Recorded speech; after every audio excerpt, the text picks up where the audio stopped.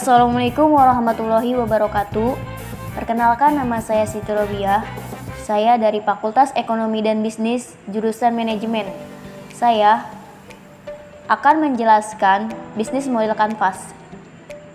Yang terhormat, Bapak Angga Aditya Putra SEMM. Di sini saya akan menjelaskan bisnis model kanvas. Dalam sebuah bisnis, apapun bentuknya, tentu ada beberapa orang yang beroperasi agar aktivitas bisnis tetap berjalan. Sebuah bisnis juga membutuhkan untuk strategi manajemen, sistem yang memudahkan orang-orang di dalamnya untuk bekerja secara efektif dan sesuai dengan tujuan perusahaan. Salah satu model bisnis yang terbukti efektif dan sering diterapkan oleh beberapa perusahaan adalah bisnis model kanvas. Apa itu bisnis model kanvas? Adalah alat dalam strategi manajemen untuk menjermakan konsep konsumen, infrastruktur, dan keuangan perusahaan dalam bentuk elemen visual. Konsep bisnis model kanvas mengandalkan gambar ide sehingga setiap orang memiliki pemahaman yang sama dan nyata tentang jenis pelanggan mereka, pengeluaran, cara kerja perusahaan, dan sebagainya. Selanjutnya itu ada 9 elemen. Apa saja 9 elemen yang ada di bisnis model kanvas? Yang pertama itu ada customer segments. Berarti kamu harus menentukan segmen pengguna mana yang akan menjadi target bisnis. Target konsumen bisa dibagi menjadi beberapa segmen sesuai kebutuhan. Contohnya berdasarkan usia, gender, hobi, maupun tingkat konsumerisme. Yang kedua ada value proposition. Sederhananya adalah nilai jual produk atau layanan agar pengguna memilih untuk membeli atau menyewanya dari perusahaanmu. Contohnya, apa yang menggunakan kebutuhan. Jika kamu menyediakan yang mereka butuhkan, maka mereka akan membeli produk yang perusahaanmu jual. Dalam bisnis model kanvas, value proposition ini juga dapat berupa solusi atau masalah yang dihadapi oleh pengguna. Entah solusi yang belum pernah ada sebelumnya atau solusi dengan pendekatan baru yang lebih efektif. Jadi, cobalah untuk menciptakan nilai jual yang unik dari apa yang kamu jual. Selanjutnya itu ada channel. Channel ini sarana interaksi antara pengguna dan perusahaanmu, baik untuk tujuan promosi, untuk membeli produk dan layanan yang disediakan, atau bahkan untuk menjawab keluhan. Contoh bisnisnya ini dari pengguna elemen ini adalah media sosial, di mana perusahaan dapat berinteraksi langsung dengan penggunanya, baik untuk berbagi informasi penting atau menangkap keluhan. Selanjutnya itu ada yang keempat, customer relationship. Customer relationship membantu Anda memilih strategi terbaik untuk berinteraksi dengan pelanggan.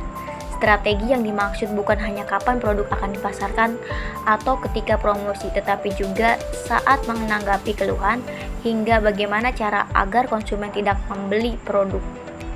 Selanjutnya itu ada revenue stream. Revenue stream adalah pendapatan dari perusahaan. Dalam elemen ini kamu perlu tahu di mana dan bagaimana perusahaan mendapatkan pendapatannya. Selanjutnya yang keenam ada activities key. Selanjutnya yang keenam ada key activities. Key activities ini semua aktivitas yang berhubungan dengan produktivitas bisnis yang berhubungan dengan suatu produk, di mana aktivitas utamanya adalah menghasilkan value proposition. Value proposition ini dari produk tersebut. Yaitu ada key resource.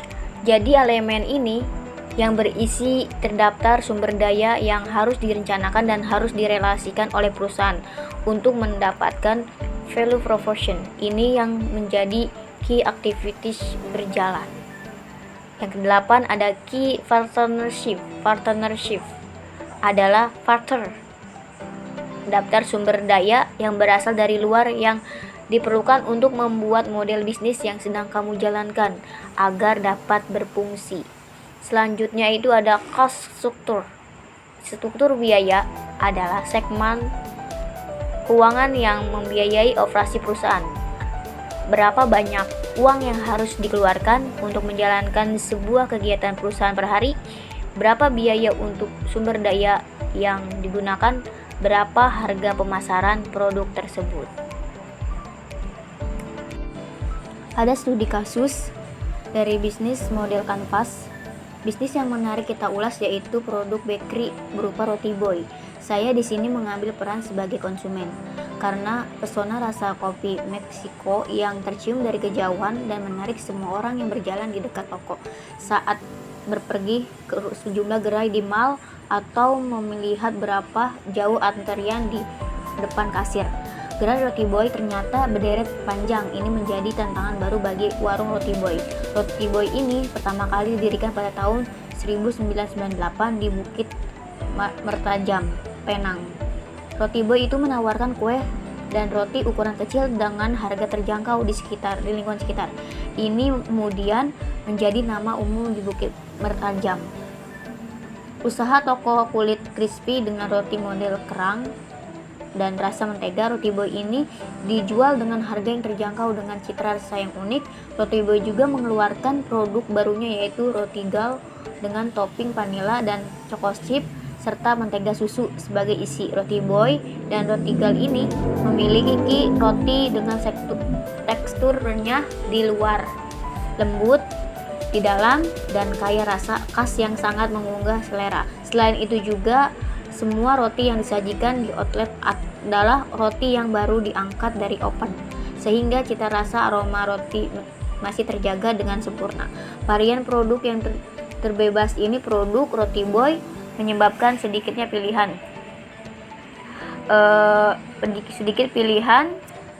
tersedia konsumen dan menjadi tidak tertarik. Di sisi lain juga yaitu meta warabala, pemasokan bahan baku, terus ada profesional proporsi nilai. Satu roti tidak pernah cukup, mudah membawa kemana saja dan cepat. Satu roti cemilan sudah cukup. Terus segmen pelanggan ada keluarga, pengunjung, taman pusat, pengguna, bandara untuk penerbangan orang yang hanya membutuhkan cemilan remaja. Ada struktur biaya itu bangunan operasi. Orang miskin mengubah manajemen. Sumber kunci daya manusia itu aliran pendapatan, meningkatkan penjualan, berkendara melalui penjualan. Pada key activities, kualitas pelayanan ini, sistem produksinya roti boy cukup baik, adanya standarisasi dalam pembuatan produk, kelemahan dari tingkat efisiensi dalam pembuatan produk menggunakan waktu cukup yang lama, proses produksinya mungkin bisa ditiru oleh pesaing. Peluang dapat elemen ini adalah hanya adanya mesin-mesin baru yang lebih canggih, atau sedangkan untuk ancamannya terganggunya aktivitas produksi dikarenakan pihak supplier yang terlambat dalam pengiriman apabila roti boy memesan dalam jumlah yang banyak. Nah, ada key resources yaitu mungkin memproduksi sumber daya yang diperlukan. Roti boy itu memiliki supply tetap, yaitu kelemahannya yaitu sumber daya utama yang ditiru pesaing. Kualitas bahan baku dapat mudah ditiru. Peluang elemen ini untuk mencari supplier bahan baku yang lebih murah. Mungkin Anda bisa memesan dari luar yang memiliki kualitas yang sama. Ada resiko pengadaan bahan baku akan sulit karena meningkatkan pesaing. Ada customer relation shift, yaitu roti boy memiliki hubungan yang dengan pelanggan, sering memberikan diskon atau voucher kepada pelanggan. Peluang ini dapat meningkatkan ketertarikan pelanggan dengan roti boy. Ada channel ini memiliki alat transportasi sendiri untuk mengantar pesanan, juga food yang terdekat rest area atau drive thru, sehingga pada saat pengiriman pesanan atau konsumen yang membeli pesanan bisa sampai dengan tepat waktu. Ada struktur biaya, yaitu dapat mengurangi biaya dengan memiliki alat transportasi sendiri, sehingga tidak perlu membayar orang untuk mengirim pesanan dan produknya. Ada revenue stream, yaitu roti boy keuntungan sangat besar dalam menjualnya. Harga yang ditetapkan oleh roti boy sudah cukup dapat membuat pelanggan tertarik dan sudah dapat terjangkau oleh pelanggan. Hal ini memungkinkan untuk membuka cabang baru. atau memiliki sales yang penjualan untuk pendapatan yang berulang. Penjualan roti boy ini yaitu dalam menjual produk-produk dibuat sendiri, dan penjualannya itu di mall, store bakery, rest area, drive-thru, dan menggunakan alat transportasi lainnya, dan dapat membuat penjual roti boy akan semakin naik karena banyak pelanggan yang membeli secara langsung. Dari kesimpulan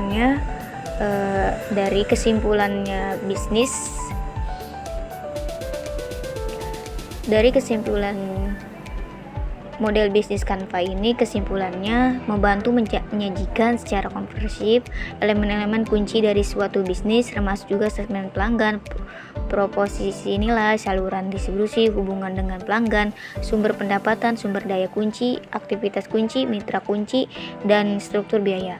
Dengan menggunakan kerangka ini, perusahaan dapat memahami secara holistik bagaimana mereka perusahaan dapat memahami secara holistik bagaimana mereka menciptakan, memberikan, dan menangkap nilai dalam operasional bisnis mereka.